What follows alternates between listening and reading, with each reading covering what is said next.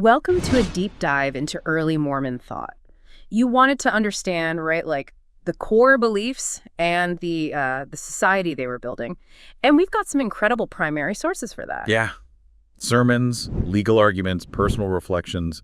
We're talking Brigham Young, Parley P. Pratt, John Taylor. These aren't just names. They were shaping a religion. Exactly. And what's so fascinating is how these early Latter-day Saints grappled with huge questions about salvation. It wasn't just follow the rules and you're good. It was way deeper than that, right? So it was about individual capacity, like what each person was capable of. They believed in striving within this divinely ordained structure. Yeah, and you see that so clearly in Brigham Young's 1853 sermon. He talks about how there are different paths to salvation. He even said, and this is a quote, "If a man's capacity be limited to the things of this world, still he is as earnestly engaged in securing his salvation as others are. It's about their effort, their individual journey." And he had that whole iron bedstead thing, right? Criticizing those who imposed rigid standards on everyone else. Oh, absolutely. That iron bedstead analogy is crucial. It gets at this tension that runs through so much of early Mormon thought, this balance between individual interpretation and, at the same time, religious authority. It's like you have to find your own path, but within the structure they were building. Exactly. And Young was wary of forcing everyone into the same mold. He understood that people had different levels of understanding, different capacities, but the striving for salvation, that was universal. So it wasn't just about following blindly, it was about personal growth too, right?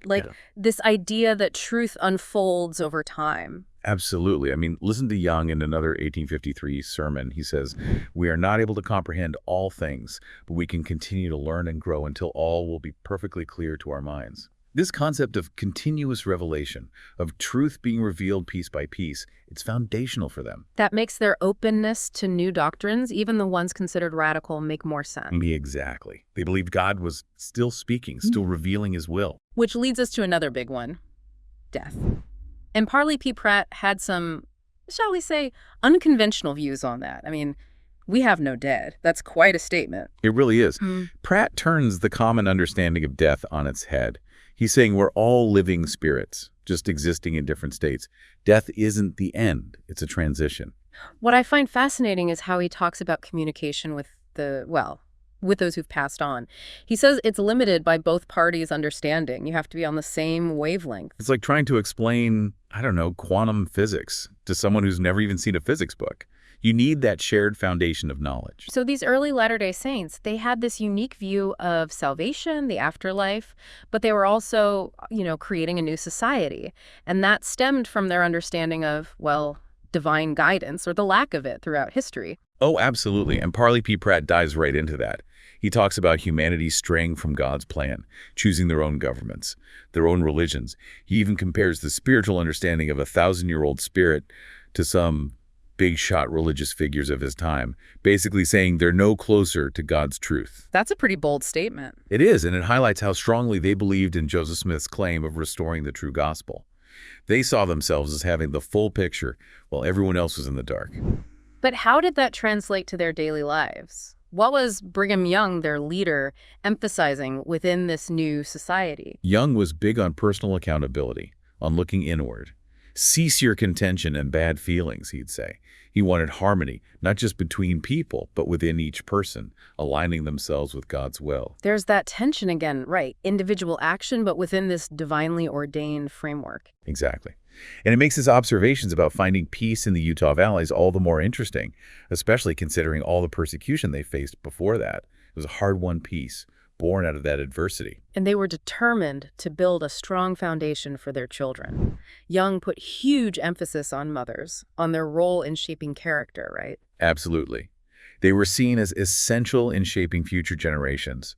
Though Young wasn't afraid to call out what he saw as failings, too, like mothers neglecting their children to obsess over their husbands. Yeah. He wasn't a fan. It's interesting, isn't it? This nuanced view of women's roles, essential, but with room for improvement.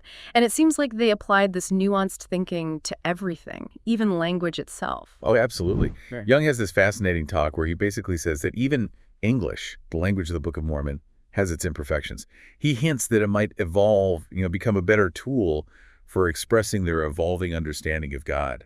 That's incredible. It's like they saw language as another dynamic part of their faith, always adapting. And perhaps nowhere is that more apparent than in their approach to plural marriage. Definitely one of the most controversial aspects of their belief system. Definitely. In 1852, Orson Pratt tackled it head-on. He argued for its constitutionality in the U.S., framed it as divinely sanctioned, modeled after biblical patriarchs.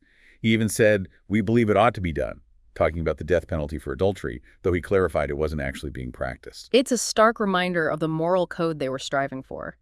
But Pratt's argument, it went beyond just the societal implications. He tied plural marriage to this grand cosmic scale of eternal progression, this never-ending creation of God's offspring. He used this powerful comparison, saying that for God to fulfill his promise to Abraham, descendants as numerous as the stars, well, you'd need a number greater than all the grains of sand in a small cart. It's meant to evoke this vastness, this incredible scale of God's plan. And plural marriage was a key part of that. Exactly. But the control over it, that was another matter. It was very hierarchical, with only one man having the authority to grant it, right? That's right, Brigham Young. It highlights that centralized authority within early Mormonism. They believed in personal revelation, sure, but there was a clear chain of command, and Young was at the top, guiding everything. It's this fascinating mix of, striving personally, but submitting to this divinely appointed leader, a real balancing act. Absolutely. And this whole idea of building a new society, well, it wasn't always smooth sailing. Their legal system, for example, it's a fascinating mix of existing laws and their own evolving ideas about justice. Yeah, and you really see that in the 1851 murder trial. Howard Egan accused of killing James Monroe. George A. Smith, the one giving the closing argument, he used that case to talk about the complexities of the legal world they were trying to navigate. It's a tough one for us to wrap our heads around today, right? Yep. Smith argued that Monroe had, seduced Egan's wife, and that back then, killing the seducer, it was seen as a justifiable response. Wow. Okay, so we're talking about deeply ingrained social norms that they're trying to, reconcile with this new society they're building. Absolutely. And on top of that, they were also figuring out their own jurisdiction. Judge Cherubabel Snow, during the trial, he reminded the jury that they had to consider, did this crime fall under the jurisdiction of the United States or the territory of Utah? So that tension between federal authority and their own autonomy, it's a constant theme, isn't it? Always there, simmering beneath the surface. They were building Zion, this divinely ordained society, but they were still operating within a nation that didn't always get them. And then, like any community, they had their internal struggles too. Theft, accusations of people leaving the faith, it seems. Even in Zion, human nature had a way of shaking things up. How did they handle those internal conflicts? Young, always direct, he addressed it head on. He had this parable about communal ownership, and he used it to challenge those who grumbled about sharing resources for the common good. What kind of parable are we talking about? Oh, it's classic Young. He compares their sometimes messy, disorganized way of managing things to a flock of sheep. He says even if the whole flock looks clean, there are always a few smutty ones stirring up trouble. He always did have a way with words. Right. But beyond the humor, there's this message about unity, about cooperation.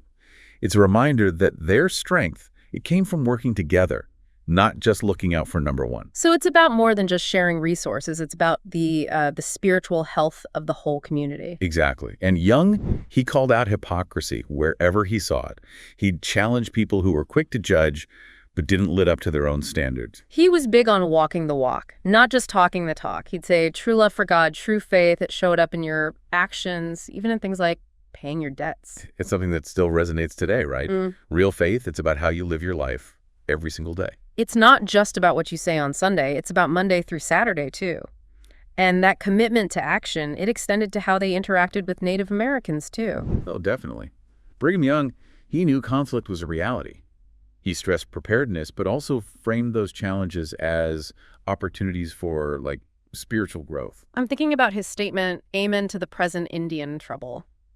It's tough for us to hear that today, but it reveals how they saw God's hand in everything, even the hard things, the painful things. It's about this belief in divine providence, right? Yeah. They went through so much, and they came to see those trials as tests, ways to refine their faith, prove themselves. It's how they made sense of hardship, found meaning in it.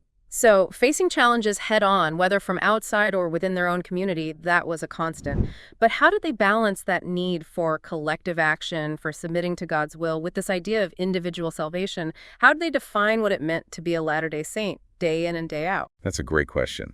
Brigham Young, in one sermon, he talks about the greatest mystery a person can learn. And it's not some big secret or ritual. It's about self-mastery. He says it's to know how to control the human mind and bring every faculty and power of the same in subjection to Jesus Christ, aligning your will with God's will. That sounds incredibly personal and challenging. It is, but he also emphasizes the community's role in that process.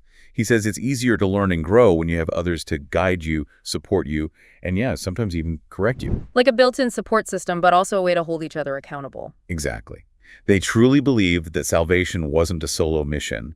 It was something you achieved together, relying on each other. Community was everything. And even with all these complex theological questions they were wrestling with, Young also encouraged his followers to, as he put it, preach the simple, unadorned truth. Focus on the fundamentals, right? Action over endless debate. But that didn't mean they shied away from tough topics. Young, for instance, he talked about the nature of God. And that's where you get another defining aspect of early Mormonism. This belief in a physical God, not just a concept, but a being with a tangible body. Right. Young was very clear about that. God the Father, Jesus Christ, they were personages of tabernacles, meaning they had physical bodies.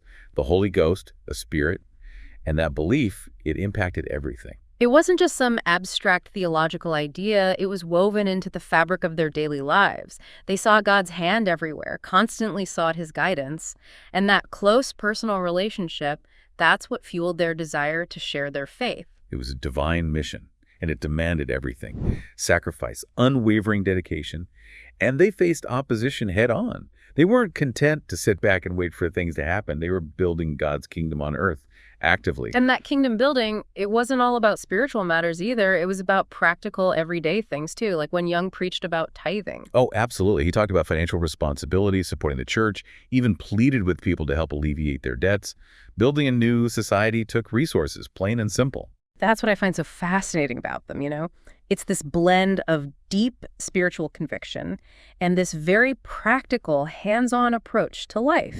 They weren't just dreaming of a better world. They were out there building it brick by brick, sermon by sermon. And navigating some serious challenges along the way. Complex social dynamics, legal hurdles, even conflict within their own ranks. It's a testament to their resilience, their unwavering belief in their mission. And it's amazing how they tackled, like, every aspect of building this new society, even down to education, although their approach might surprise some people. You think? It wasn't just about recreating what they left behind. Brigham Young actually, he critiqued the whole education system of his day. He called it out in an 1852 sermon, said it was too advanced, for their immediate needs. He was all about mastering the basics first. Walk before you run, right? Practicality for Exactly. Build that strong foundation. It makes their perspective on language even more interesting. I mean, even though it came to divine revelation, they weren't afraid to ask tough questions. Oh, for sure. Young talks about how even English, the language of the Book of Mormon, has its flaws. He says it's not inherently divine, even suggests it could evolve, become a better way to express their growing understanding of God. And that's a pretty radical idea. Right. But it shows how they saw language, like everything else, as part of this dynamic, evolving relationship with God. And you see that dynamic approach when they talk about, societal roles, too, especially women and motherhood. Which was huge for them. Absolutely. Young was adamant about the importance of mothers. He saw them as the primary force in shaping future generations, character development over everything else. But he wasn't afraid to point out what he saw as, shortcomings, too. He could be pretty blunt, that's for sure. Like when he called out mothers who neglected their kids to obsess over their husbands, he did not hold back. Not even a little. They saw room for improvement, even within that domestic sphere. They were building a society based on shared principles. But within that, each person was responsible for their own actions, their own striving for righteousness. That personal accountability was huge for them, wasn't it? I mean, from Brigham Young telling everyone to drop their grudges and bad vibes to Parley P. Pratt basically saying some spirits are clueless even after centuries in the afterlife. It's a constant reminder. Salvation, it's personal. Absolutely. And it's a journey you take within this community of believers. That interplay between personal striving and at the same time submitting to divine authority, it's everywhere in their writings. Yeah. They were building Zion, a society guided by God's will, but it relied on each person, their individual efforts, their individual righteousness. So as we wrap up this deep dive, what are we left with? What can we learn from these early Latter-day Saints, from their sermons and legal battles and personal reflections? Honestly, I think it's the sheer ambition of it all. These were people trying to build a whole new world order, and they were basing it on what they believed was the restored gospel. Were they perfect? No way. They faced huge obstacles, made mistakes, even fought amongst themselves. But their belief, it never wavered. They were convinced they were creating something extraordinary, something that would last for eternity. It's a story that makes us really think about our own ideas about faith, society, even truth itself. These early Mormons, they grappled with authority, individual freedom, social responsibility questions we're still asking today, even if we find different answers. That's the beauty of history, right? It's not about idolizing the past or judging it. It's about understanding the forces that shaped our world. And these early Mormons, with all their complexities and contradictions, they give us this incredible window into American religion and this very human search for meaning, for purpose, for connection. And to everyone listening, thank you for joining us on this deep dive into early Mormon thought. We hope you learned something new, and maybe, just maybe, it sparked your curiosity to go out and do some exploring of your own.